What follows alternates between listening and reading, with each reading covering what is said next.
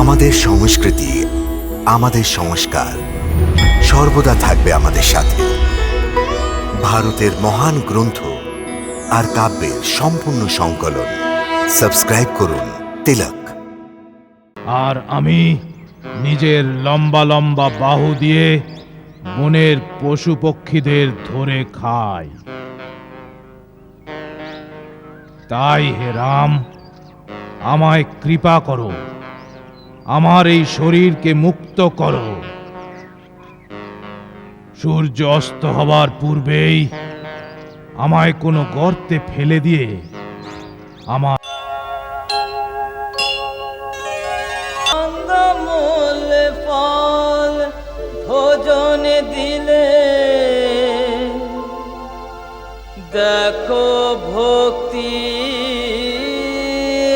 মহিমা। দুষ্টা তারকাকে হত্যা করে আপনি আমাদের মনে এই বিশ্বাস জাগিয়েছেন যে এবার আমাদের যজ্ঞানুষ্ঠান নির্বিঘ্নভাবে হতে পারবে। আপনাদের সেবার জন্যেই আমি অযোধ্যা থেকে মুনিবরের সঙ্গে এখানে এসেছি। আর রাজমহলের সুখ ত্যাগ করে এক তপস্বীর আশ্রমে ফলমূল খাচ্ছে। পরম পূজ্য, আপনার দেওয়া ফলমূলে যে অমৃত ভরা আছে তা রাজমহলের ভাগ্যে নেই। এটাই তো তোমার মহত্ব। তোমার বিজয় হবে রাম।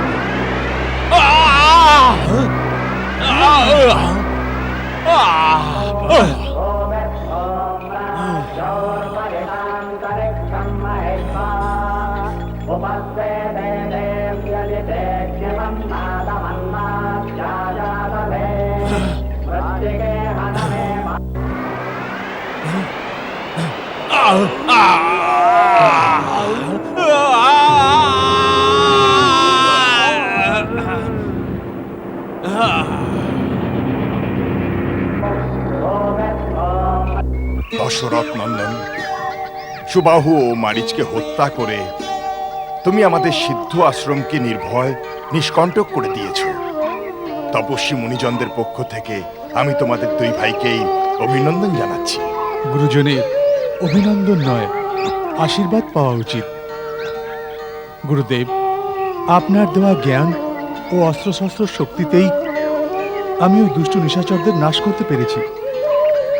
এটাই তোমার মহত্ব রাম। সব কিছু করো, কিন্তু কর্তার অহংকার তোমার মধ্যে নেই।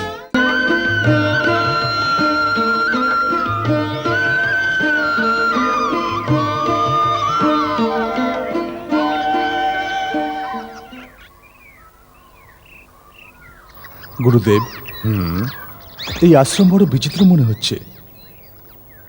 না পুরোপুরি ধ্বংসপ্রাপ্ত, না পুরোপুরি শস্য শ্যামল। পাতাগুলো সব শুকিয়ে গেছে, কিন্তু এই তুলসীর চারা এখনো ঘন সবুজ। এ কেমন মায়া গুরুদেব? তুমি সঠিক বলেছ রাম, এ বড় বিচিত্র স্থান। এখানে ঋষি গৌতমের শাপে সবকিছু ধ্বংস হয়ে গেছে, কিন্তু এই তুলসীর চারা এই জন্যই বেঁচে আছে কারণ এক নারীর আত্মা এখানে বসবাস করে। একজন নারীর আত্মা? হ্যাঁ, একজন অভাগা নারী, যার সঙ্গে একজন পুরুষ ছল করেছিল আর অপরজন তাকে দণ্ড দিয়েছিল। এ কি অদ্ভুত কথা গুরুদেব! এরা কারা ছিল যারা এরকম করেছিল? দুজনই মহান পুরুষ, একজন দেবতাদের রাজা ইন্দ্র আর দ্বিতীয়জন তার স্বামী মহান তপস্বী ঋষি গৌতম। কিন্তু কেন? এটা এক নারীর দুর্ভাগ্যের কাহিনী। মহারিষি গৌতমের পত্নী অহল্যা পরমা সুন্দরী ছিলেন, যে কারণে দেবরাজ ইন্দ্র তার প্রতি দুর্বল হয়ে যান।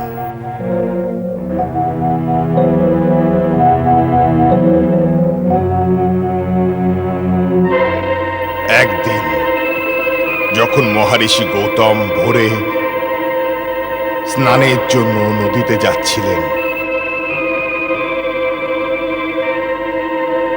তখন ইন্দ্র সুযোগ পেয়ে গেল আর সেই সুযোগকে কাজে লাগাতে চাইল। সে গৌতমের রূপ ধারণ করে ফেলল। গৌতমের রূপ ধারণ করার পর অহল্যার সঙ্গে মিলনের জন্য সে ধীর পদক্ষেপে চুপি চুপি মিলনের জন্য অহল্যার কুটিরের দিকে রওনা দিল। লুকিয়ে লুকিয়ে সে অহল্যার কুটিরে প্রবেশ করে ফেলল।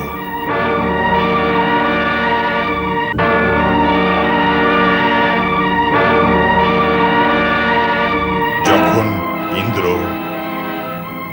লুকিয়ে অহল্যার কুটির থেকে প্রস্থান করছিল, সেই সময় ঋষি গৌতম মুনি স্নান সেরে ফিরে আসছিলেন। উনি নিজের রূপধারী অন্য পুরুষকে নিজ কুটির থেকে বেরিয়ে যেতে দেখলেন।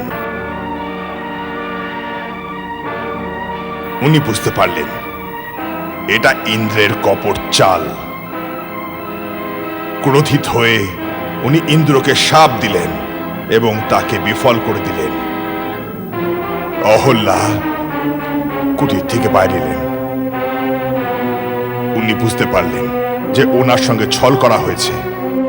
তিনি কাঁদতে কাঁদতে স্বামীর পায়ে পড়লেন, কিন্তু ক্রোধে উন্মত্ত গৌতম মুনি উত্তেজিত হয়ে নিজের স্ত্রীকেও শাপ দিয়ে দিলেন এবং সঙ্গে সঙ্গে তিনি পাথরে শিলা হয়ে গেলেন। সেই সময় থেকে এই শাপিত নারী পাথরের রূপ নিয়ে কারো পথ চেয়ে বসে আছে। কার পথ চেয়ে বসে আছেন গুরুদেব? যে তাকে মুক্তি দিতে পারে।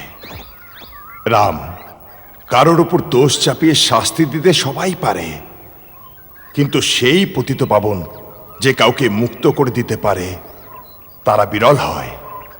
এরকম মহামানবের চরণ স্পর্শ করলে সমস্ত পাপ স্খলন হয়ে যায়। এই জন্যই এই শিলাকে নিজের পবিত্র চরণ দিয়ে স্পর্শ করে এক অভাগিনীকে মুক্তি দাও রাম।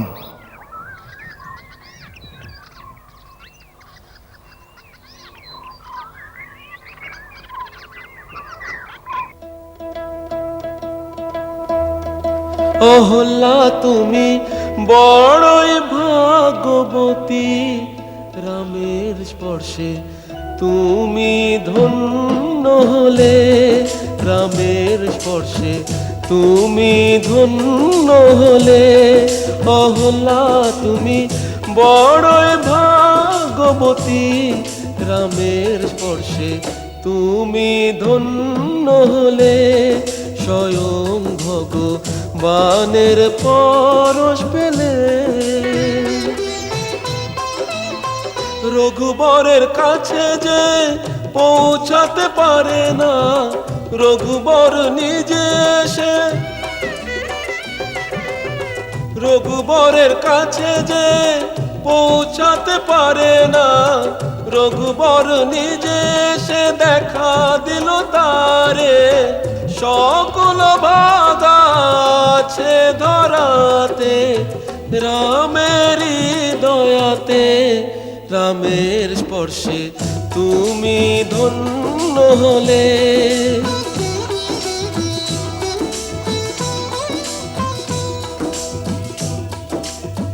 পূজার জন্য নাই ফুল ও চন্দন, জানি না আমি আরতি বন্দন, প্রসাদে কি দেব তোমায় ভগবান, চোখের জল ছাড়া যে কিছুই নাই, করি তোমায় যে শরণ। ভক্তের চোখের সেই জলই যে প্রভুর প্রিয় হয়, স্বয়ং ভগবানের পরশ পেলে।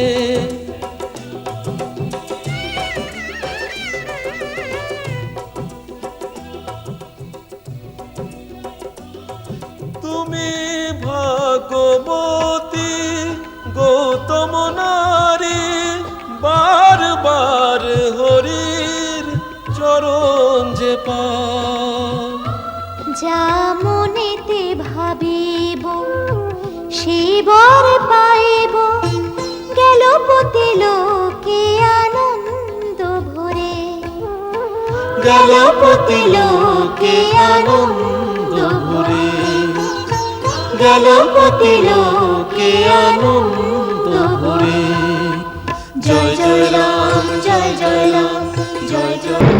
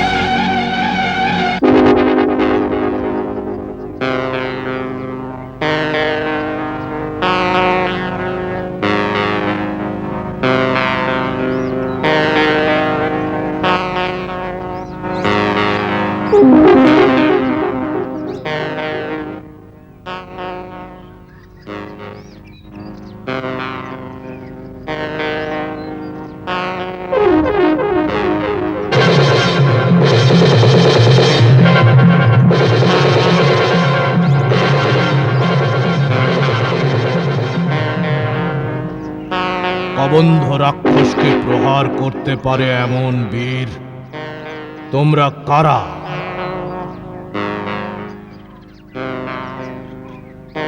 সত্যি আমাকে বলো, কেননা সংসারে কেবল দুজন বীরই এমন আছেন যারা আমার বাহু কাটতে পারে। সেই বীর পুরুষ কারা? শ্রীরাম আর লক্ষ্মণ।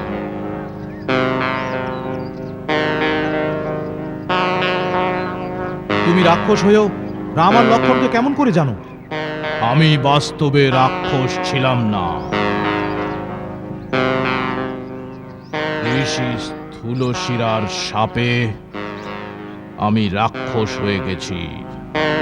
আর উনিই বলেছেন, যখন শ্রীরাম আপন ভাইয়ের সাথে আপন ভার্যাকে খুঁজতে এখানে আসবেন, তখন উনি তোমার বিশাল বাহু ছেদ করে আপন হাতে তোমার এই শরীরকে অগ্নিতে ভস্ম করে দেবেন।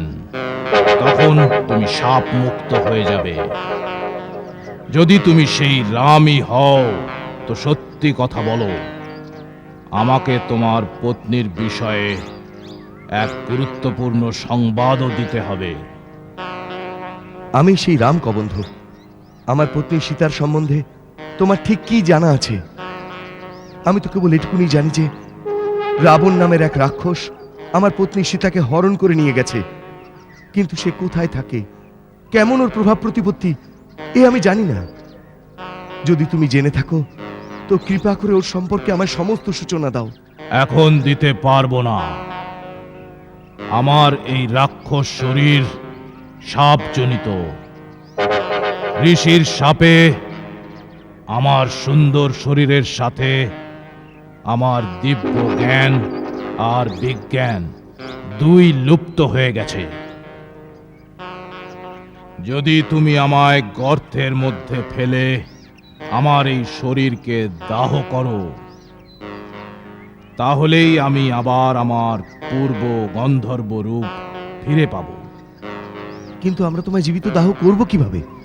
হে রাঘব, এতে তোমার কোনো দোষ হবে না। ব্রহ্মার বরদানের কারণে আমি অস্ত্র প্রহারে মারা যেতে পারি না। এর একটাই উপায় আছে।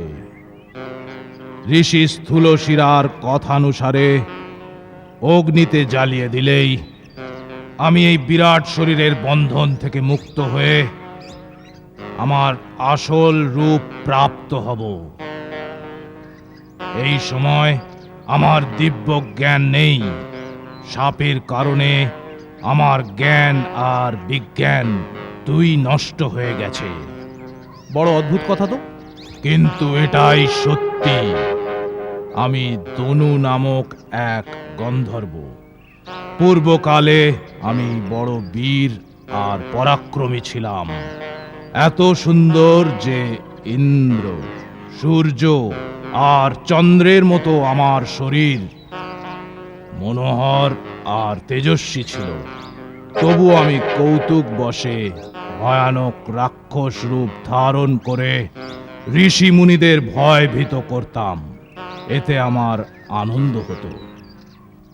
একদিন স্থূল শিরা নামক এক তেজস্বী মহারিষি বনে এলেন। ওনার মাহাত্ম্য না জেনেই আমি ওকে ভয় দেখাতে লাগলাম। উনি কুপিত হয়ে ওই সময় জল হাতে নিয়ে আর অগ্নিকে সাক্ষী রেখে আমাকে শাপ দিলেন। আমি তোকে অভিশাপ দিচ্ছি, এই ভয়ানক রূপই তোর আসল রূপ হয়ে দাঁড়াবে, আর তুই রাক্ষস বৃত্তিতেই বাঁচবি। আমি ওনার দুটি চরণ ধরে বারবার মিনতি করলাম। সাপ থেকে মুক্ত হবার উপায় জানতে চাইলাম। তখন উনি বললেন, আমার অভিশাপ বিফল হতে পারে না, কিন্তু আমি তোর উপর দয়া করে বলছি যে যখন শ্রী রামচন্দ্র লক্ষণের সঙ্গে এখানে আসবেন আর উনি তোর দুটো বিশাল বাহু ছেদ করে যদি আপন হাতে তোর শরীরের দাহ সংস্কার করেন, তবেই তোর সুন্দর স্বরূপ আর দিব্য জ্ঞান ফিরে পাবি। একবার আমার ইন্দ্রের সাথে যুদ্ধ হলো। দীর্ঘ জীবন বরদান প্রাপ্ত হওয়ার কারণে ও আমায় মারতে পারেনি, কিন্তু ইন্দ্রের ব্রহ্ম প্রহারে আমার মাথা আর দুই পা কবন্ধেই ঢুকে গেছে। সেই থেকে আমার শরীর কেবল কবন্ধ মাত্র রয়ে গেছে, আর আমি নিজের লম্বা লম্বা বাহু দিয়ে বনের পশু পক্ষীদের ধরে খাই। তাই হে রাম, আমায় কৃপা করো, আমার এই শরীরকে মুক্ত করো। সূর্য অস্ত হবার পূর্বেই আমায় কোনো গর্তে ফেলে দিয়ে আমার দাহ সংস্কার করে দাও। তখন আমি এক এমন মহাপুরুষের কথা বলবো যে তোমায় সহায়তা করবে। বেশ তাই হোক। ভাই, তুমি গর্ত খুঁড়ে চিতা তৈরি করো। যথাজ্ঞা।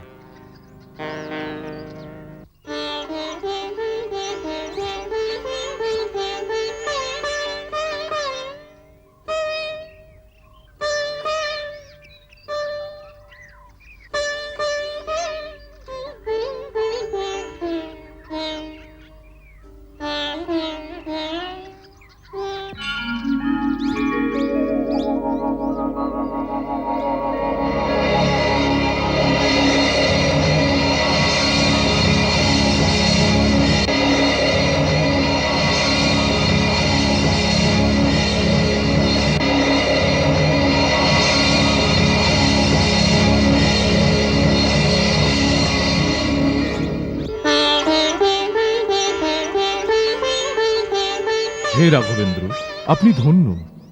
আপনার করুণাময় দৃষ্টির কারণে আমি পূর্বের মতো আপন সুন্দর শরীর পুনঃপ্রাপ্ত হয়েছি।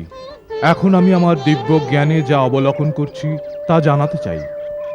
রাবণ দেবতাদের কোষাধ্যক্ষ মহাগন্ধর্ব কুবেরের ছোট ভাই, পুলকেশ ব্রহ্মার পৌত্র আর ঋষি বিসর্বার পুত্র। ব্রহ্মার বর লাভ করে দিগ্বিজয়ী হয়ে গেছে ও দানব অর্থাৎ পূর্ব দেবতাদের রাজা। উনি আপনার ভার্যাকে নিয়ে দক্ষিণ দিকে যাত্রা করেছেন।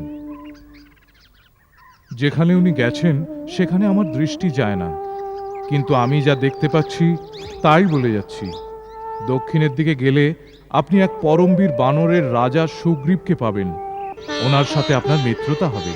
উনি সীতামার খোঁজ করতে আপনার সহায়তা করবেন। সুগ্রীব এই সময় ঋষিমুখ পর্বতের ওপরে থাকেন। আপনি শীঘ্রই ওনার কাছে যান আর ওর সাথে মিত্রতা করুন। আমি দেখতে পাচ্ছি যে অন্তে আপনি রাবণকে পরাস্ত করে বিজয়ী হবেন। কিন্তু ঋষিমুখ পর্বতে যাওয়ার পথ কোনটা? আপনি পশ্চিম দিকে যেতে গিয়ে দক্ষিণ প্রদেশের বহু পর্বত আর নদীকে পার করে পম্পা সরোবর নামক এক সুন্দর সরোবরে পৌঁছবেন।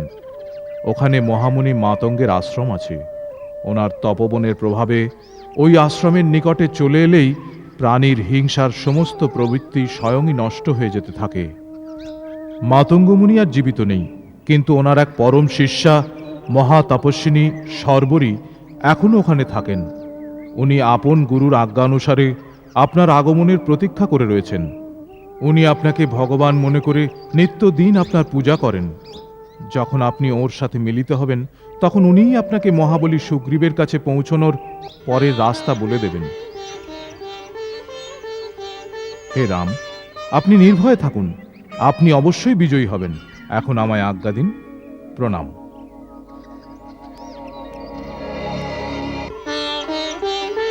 আপনার আপন অভীষ্ট লোকপ্রাপ্ত হোক।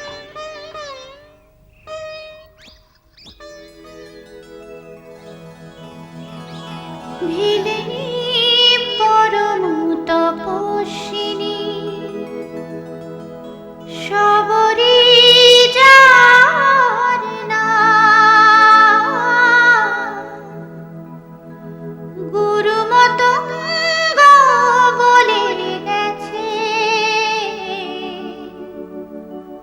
তোমার দেখা পাবো রাম।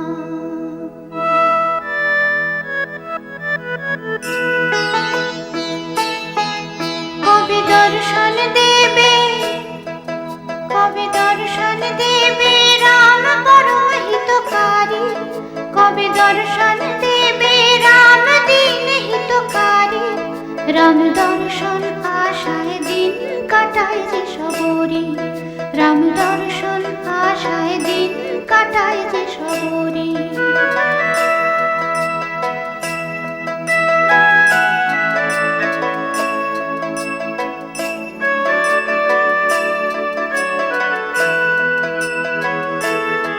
যেন কোনো কাঁটা প্রভুর পায়ে না বিঁধে,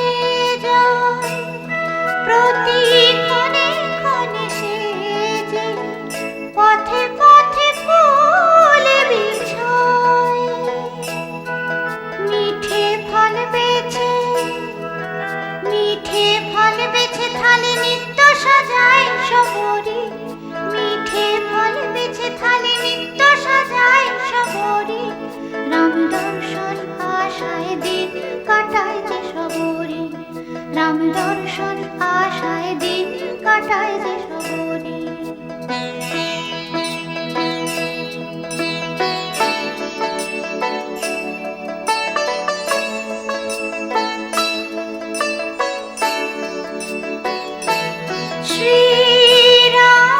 শ্রীরামচরণে প্রাণ সমর্পিত সবরে, প্রভু দর্শন দিলে ভাগ্য ফিরে যে সবরে। রঘুনাথ প্রাণ নিধি, রঘুনাথ প্রাণ নিধি, তারি জন্য আমি বাঁচি। রঘুনাথ প্রাণ নিধি, তারি জন্য আমি বাঁচি। রাম দর্শন আশায় দিন কাটায় যে সবরে, রাম দর্শন আশায় দিন কাটায় যে সবরে। কবে দর্শন দেবে, কবে দর্শন দেবে রাম পরম হিতকারী। কবে দর্শন দেবে রাম দীন হিতকারী। রাম দর্শন আশায় দিন কাটায় যে সবরে, রাম দর্শন আশায় দিন কাটায় যে সবরে।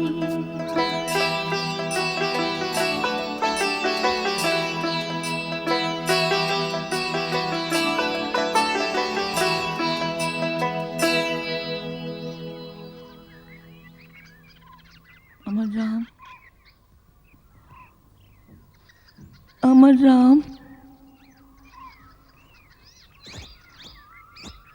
আমার রাম। না না মাতা, এই ফুলগুলো দয়া করে মারাবেন না। আমি আমার রামের জন্য বিছিয়েছি। আরে পাগলি, তুই নিত্যদিন এইভাবে ফুল বিছিয়ে রাখিস পথে, ভাবিস যেন শ্রীরামচন্দ্র এখনই আসবেন। এমন করে কত বর্ষ কেটে গেল, তোর রাম এলো কি? এখনো আসেননি, কিন্তু আসবেন, অবশ্যই আসবেন। আমার গুরু মতঙ্গ মুনির বচন কখনই মিথ্যে হতে পারে না। এই জন্য আমি প্রতিদিন প্রতিপল ওনার দর্শনের জন্য তৈরি হয়ে থাকি। হঠাৎ কোনো সময় এসে গেলে উনি কি ভাববেন এই সবরই স্বাগত জানাতেও জানে না। যদি দয়া করে এই ফুল বেছানো পথে আপনারা না চলেন, তো আমি আপনাদের প্রতি কৃতজ্ঞ থাকব। ওকে ছেড়ে দাও, চলো আমরা অন্য কোনো পথে যাই। এসো।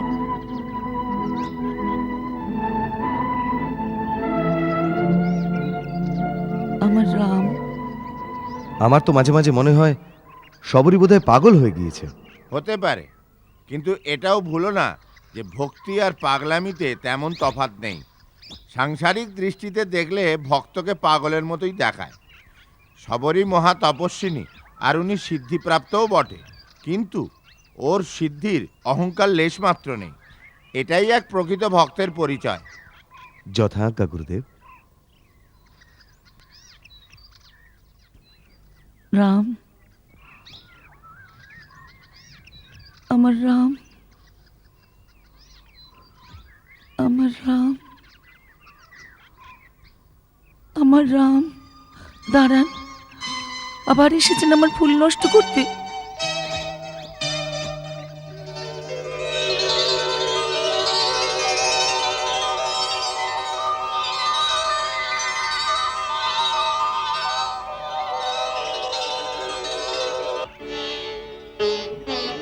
কে আপনারা? আমরা মাতা সবরীর কাছে যেতে চাই। আপনি কৃপা করে আমাদের ওনার কুটিরে পৌঁছে দেবেন। মাতা সবরীর কাছে? কিন্তু আপনারা কারা?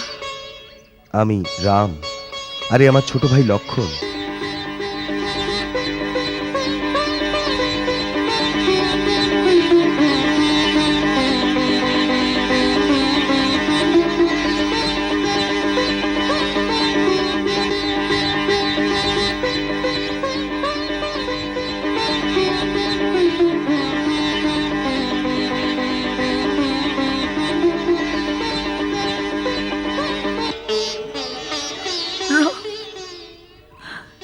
লক্ষণ,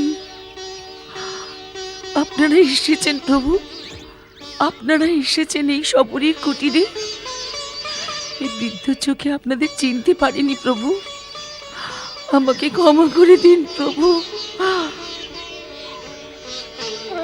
আমাকে ক্ষমা করে দিন প্রভু, আমি আপনাদের চিনতে পারিনি, আমাকে ক্ষমা করে দিন প্রভু, আমাকে ক্ষমা করে দিন, ক্ষমা করে দিন প্রভু, আমি আপনাদের চিনতে পারিনি।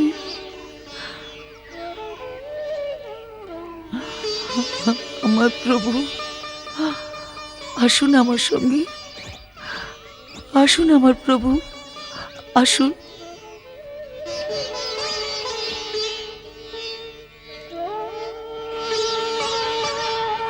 আসুন আমার প্রভু,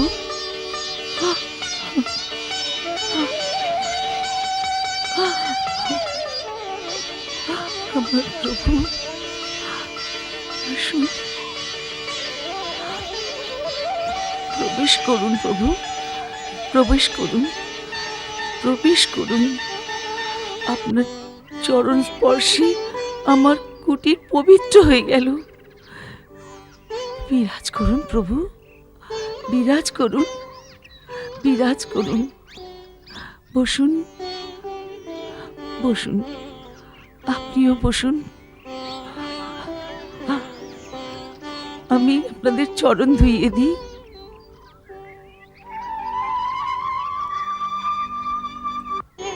না না মা, এর আর কোনো প্রয়োজন নেই। তোমার স্নেহ ভরা অশ্রুতে আমি আগেই পবিত্র হয়ে গেছি। প্রভু, আপনারা খুব ক্ষুধার্ত নিশ্চয়ই। হ্যাঁ, আমি ফল নিয়ে আসছি, ফল নিয়ে আসছি, এক্ষুনি ফল নিয়ে আসছি, এক্ষুনি আনছি। সেই কবে থেকে আপনার জন্য প্রতিদিন আমি মিষ্টি মিষ্টি ফল নিয়ে আসি প্রভু, ভালো করে খান, খান।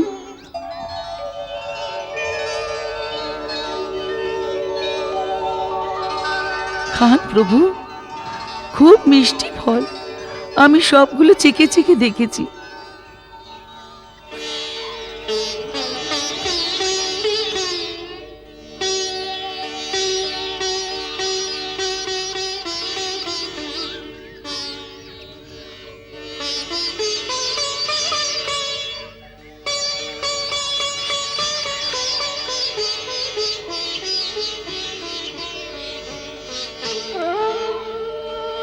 খান প্রভু।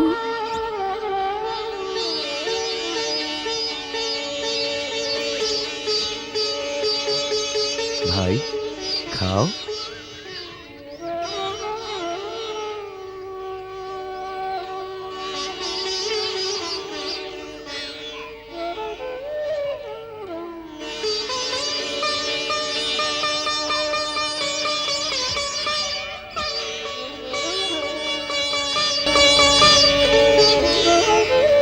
বাহ, ভালো খেতে না, খুব মিষ্টি। এর প্রশংসার জন্য কোনো শব্দ নেই আমার কাছে। এত বছর পরে এমন লাগছে যেন মা কৌশল্যা নিজের হাতে খাইয়ে দিচ্ছেন। লক্ষণ, এমন মিষ্টি ফল তো ভগবান বৈকুণ্ঠ লোকে চাইলেও পাবেন না। এসব আমার পরম গুরু মহামুনি মতঙ্গের শক্তির প্রভাব। ওনার তপবলের প্রভাবে এই মাতঙ্গ বনির ফুল কখনো শুকিয়ে যায় না, এরা সর্বদা তাজা থাকে। এই আশ্রমের চারিদিকের সমস্ত প্রাণী আপন হিংসাবৃত্তি ছেড়ে দিয়েছে। পরম গুরু যেখানে বসতেন, ওর চরণে বনের সিংহ আর আশ্রমের গাই বাছুরেরা একসাথে জল পান করত। ওনার পরলোক যাত্রা বহু বছর পার হয়ে গেছে, কিন্তু যে স্থানে বসে উনি যজ্ঞ ক্রিয়া করতেন, সেখানে এখনো এক আশ্চর্য তেজ, এক আলোর প্রকাশ ঝলমল করতে থাকে। কত পবিত্র হবে সে স্থান। আর কতটাই ভাগ্যবতী আপনি, এমন পরম গুরুর সেবা করার পুণ্য প্রাপ্ত হয়েছেন। সেই সেবারই তো পূর্ণ ফল এই যে আপনার দর্শন হয়ে গেল। হে রাম, সাক্ষাৎ ভগবানের দর্শন করে আমার বহু জন্মের পুণ্যফল লাভ হয়ে গেছে। যখন আপনার চিত্রকূট পৌঁছানোর সংবাদ পেলাম, সেই দিনই গুরুদেব আশ্রমের সমস্ত মুনিদের নিয়ে দিব্য রথে চড়ে বসে আপন ধামের দিকে চলে গেছেন।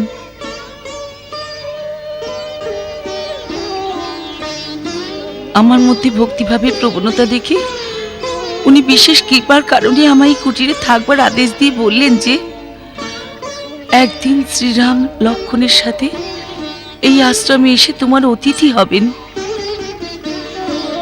ওনার দর্শন পাওয়া মাত্রই তুমি আপন ভক্তির চরম ফল প্রাপ্ত হবে। এরপরে তুমি আমাদের কাছে চলে এসো। উনি আমাদের আসবার কথা জানতেন? হ্যাঁ প্রভু, উনি বলেছিলেন যে শ্রীরাম আপন ভার্যাকে খুঁজতে এখানে আসবেন। তুমি ওকে মহাবলী সুগ্রীবের কাছে পৌঁছানোর রাস্তা বলে বলো। উনি সুগ্রীবের সাথে মিত্রতা করলে রাবণকে অবশ্যই হারাতে পারবেন, আর সীতাকে নিয়ে আনন্দের সঙ্গে অযোধ্যায় ফিরবেন। এই ফলাফল নিশ্চিত প্রভু। আপনাকে দনু নামক গন্ধর্ব যা কিছু বলেছে আমি তার সমর্থন করছি। আপনি এই সংবাদ শুনিয়ে আপনার পরম গুরুর আশীর্বাদ আমার কাছে পৌঁছে দিলেন। এখন কৃপা করে বলুন, মহাবলী সুগ্রীবের কাছে কিভাবে পৌঁছাবো? আপনি অজ্ঞাতবশত জানতে চাইছেন প্রভু? তো বলছি, এখান থেকে একটু এগিয়ে গেলে আপনি পম্পাসুর নামে একটা সুন্দর সরোবর পাবেন। ওরই দক্ষিণ তটের দিকে ঋষ্যমুখ আর মলয়াদ্রি নামক দুটি পর্বত শৃঙ্গ চোখে পড়বে। সুগ্রীব নিজের 4 মন্ত্রীর সাথে ওখানেই রয়েছেন, যার মাঝে হনুমান নামে আপনার এক চিরপরিচিত ভক্ত আছেন প্রভু। ওনার সহযোগিতায় সুগ্রীবের সাথে দেখা হলে আপনার দ্বারা সুগ্রীবের একটি অভীষ্ট কামনাও পূর্ণ হবে। আপনার এই আশ্বাসকেই আমি আপনার আশীর্বাদ মনে করি মাতা। এখন যদি আপনি আমার উপর কৃপা করেন, তো আপনার পরম পূজনীয় গুরু যেখানে তপস্যা করতেন সেই পবিত্র স্থানে দর্শন করিয়ে দেন, তো আমাদের জীবন ধন্য হয়ে যায়। অবশ্যই আপনি সেই স্থান দেখবেন প্রভু। আমার গুরুস্থান দর্শনযোগ্যই যে। আসুন প্রভু, ওই স্থান দর্শনযোগ্য। আসুন প্রভু, আসুন, আসুন, আসুন প্রভু।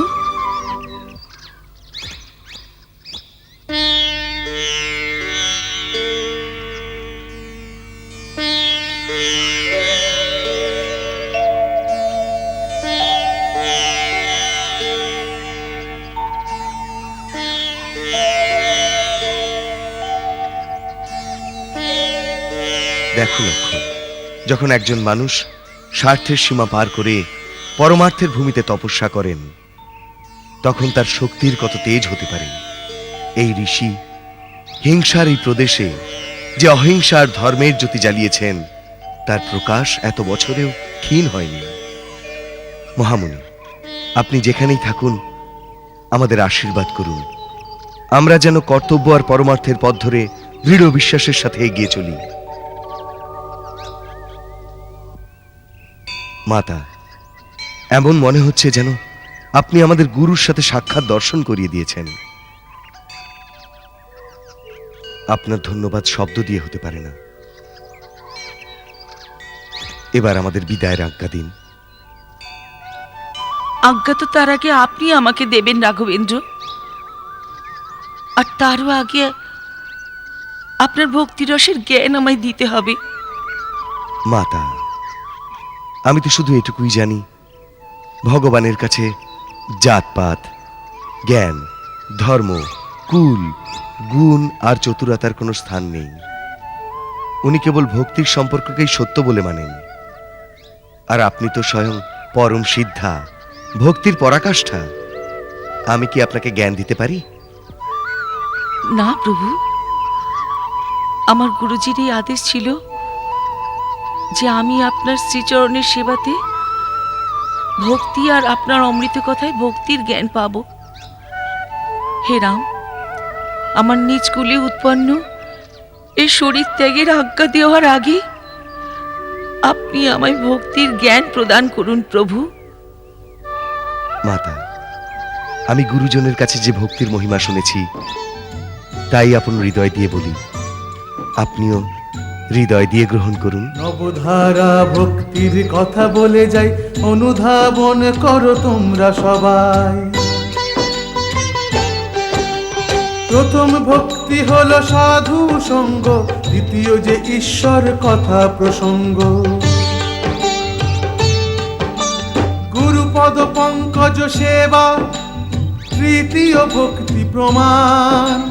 চতুর্থ ভক্তি প্রভু গুণগান, করে ত্যাগ অভিমান। মন্ত্র জপ করো দৃঢ় বিশ্বাসে, পঞ্চম ভক্তি বেদ প্রকাশে। ছয়টি রিপু বিরত বহু কর্মে, নিরত নিরন্তর সজ্জন ধর্মে। সপ্তমে হরি সম কাউকে না দেখি, হরি চিন্তনে সাধু হয় সুখী। অষ্টমে সদা পাও সন্তোষ, স্বপ্নেও দেখো না পরের দোষ। নবমে সরল হও, ছলনা ত্যাগিয়া। হরি ভরসা হলে হরষিত হিয়া। নবধারা ভক্তি সবারে কহি আমি, সাদরে সবারই শ্রীচরণে নমি।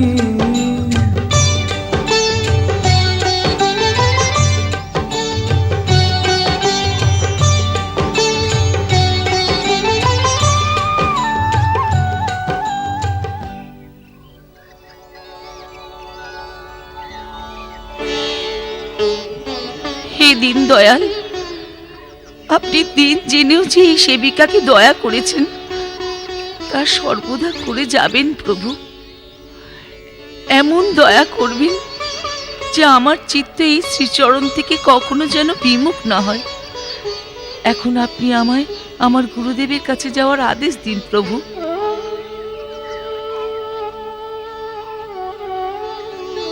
আমার গুরুদেবের কাছে যাওয়ার আদেশ দিন প্রভু।